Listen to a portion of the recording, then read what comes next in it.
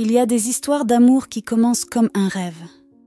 Et puis parfois, ce rêve bascule, sans prévenir. Steven Weber Jr. et Kenesha Antoine formaient un couple complice, tendre et passionné. Tous deux originaires des États-Unis, ils avaient cette lumière dans les yeux qu'ont ceux qui croient encore à l'amour avec un grand A. Pour célébrer leur amour, ils décidèrent de s'offrir un voyage inoubliable. Une parenthèse hors du temps, loin du tumulte du quotidien. Leur choix s'est porté sur un petit coin de paradis, la Tanzanie. Plus précisément, l'île de Pemba, au large de Zanzibar, connue pour ses plages de sable blanc et ses eaux turquoises à perte de vue. Mais ce n'était pas un simple séjour. Steven avait secrètement tout organisé pour que ce voyage devienne le début d'un nouveau chapitre. Ils logèrent dans l'un des lieux les plus spectaculaires du monde, le Manta Resort. Un hôtel unique posé sur l'océan, dont une des chambres est littéralement immergée sous l'eau. Une bulle de verre nichée dans les profondeurs, où le lit repose au milieu des poissons, des coraux et des jeux de lumière du fond marin. C'est dans ce décor féerique que Steven a décidé de marquer l'histoire de leur couple. Il n'avait rien dit à Kenesha. Pas un mot, pas un indice. Mais dans son cœur, il avait déjà tout planifié. Il voulait lui faire la demande la plus mémorable, la plus belle, la plus folle. Une demande digne de ce que Kenesha représentait pour lui. Son monde, son avenir, sa famille. Les premiers jours passèrent dans une douceur presque irréelle. Baignade, coucher de soleil, silences amoureux. Kenesha riait beaucoup.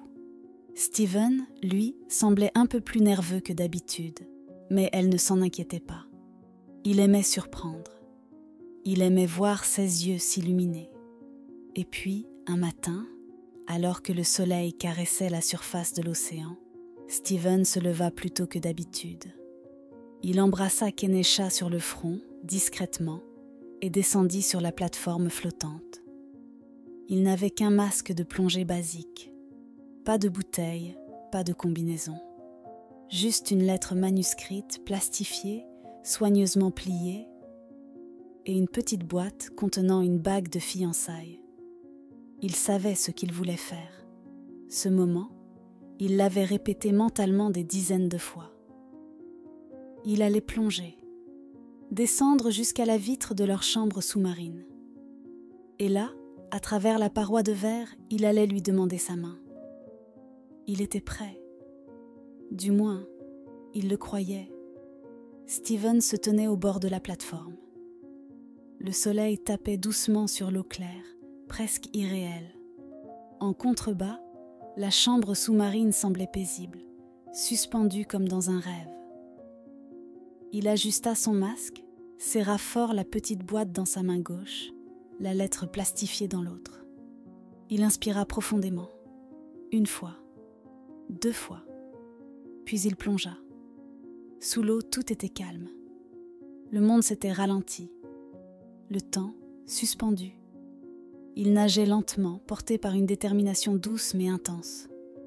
Son regard était fixé sur une seule chose. La vitre de la chambre sous-marine, derrière laquelle Kenesha était encore allongée, à peine éveillée. Et puis elle le vit. Son visage s'est illuminé d'un sourire curieux, attendri. Elle ne comprenait pas tout de suite ce qu'il faisait. Mais quand il s'est approché de la vitre, tenant un mot contre le verre, tout est devenu clair. Elle s'est levée d'un bond. Derrière la vitre, elle le vit afficher une lettre manuscrite, protégée dans une pochette plastique, que la mer faisait légèrement flotter. Elle lut, bouche bée, les mots qu'il avait pris soin d'écrire. « Je ne peux pas retenir mon souffle suffisamment longtemps pour te dire tout ce que j'aime en toi, mais sache que je t'aime un peu plus chaque jour. Veux-tu être ma femme ?» À ce moment-là, Steven sortit une petite boîte. Dedans, une bague.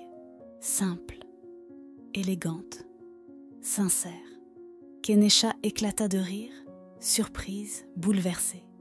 Elle filmait, elle tremblait, elle souriait. Elle criait « oui », sans même qu'il puisse l'entendre. Elle pleurait. C'était beau, c'était fou, C'était leur moment. Mais ce qu'elle ignorait, c'est que ce moment allait devenir le dernier. Steven, toujours sous l'eau, essayait de rester stable. Il s'agitait légèrement. Il essayait de faire passer l'anneau à travers le verre dans un geste symbolique, sans vraiment y arriver. Puis, plus rien. Il ne remontait pas. Les secondes ont passé, d'abord pleines de joie, puis d'attente, puis d'angoisse. Kenesha a commencé à frapper à la vitre. Elle appelait. Elle pensait à une blague, une mise en scène de Steven, fidèle à son humour.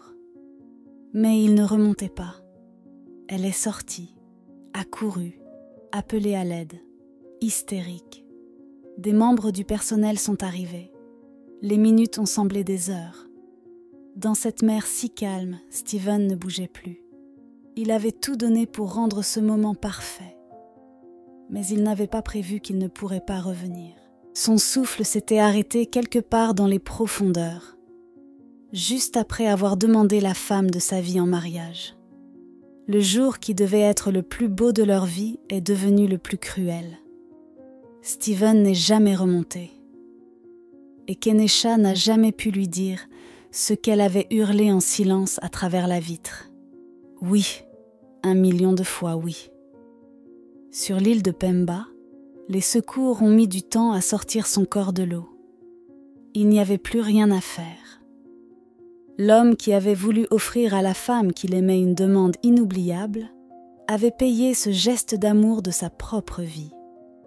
Dans les heures qui ont suivi, Kenesha Antoine, encore bouleversée, a publié une lettre sur sa page Facebook, un texte déchirant qui a bouleversé le monde entier. « Tu n'as jamais pu entendre ma réponse, Steven, alors je te l'écris ici. Oui, 1 million de fois oui, je veux me marier avec toi. Mais nous n'aurons jamais la chance de commencer et de célébrer notre vie ensemble, parce que le plus beau jour de notre histoire s'est transformé en cauchemar. » Ces mots étaient simples, mais portaient une douleur infinie. Elle se souvenait encore de son sourire, de ses blagues parfois idiotes, de son regard quand il préparait une surprise, de sa douceur quand elle s'endormait dans ses bras. Et dans une phrase qui résonne encore comme un cri d'amour à travers les profondeurs, elle ajouta « Connaissant Steven, il est sûrement en train de raconter là-haut, en riant, comment il a royalement raté sa demande en mariage et qu'il est mort en faisant quelque chose de complètement extra, comme il disait toujours. » Aujourd'hui encore, des milliers d'internautes se souviennent de Steven Weber, pas pour la manière dont il est mort, mais pour la manière dont il a aimé, avec tout ce qu'il avait, avec folie, avec sincérité, avec ce courage insensé de vouloir transformer un instant en éternité. Et même si Kenesha n'a pas pu lui murmurer sa réponse à l'oreille, même si sa voix n'a pas traversé l'eau, elle sait, au fond d'elle, que quelque part, il l'a entendue.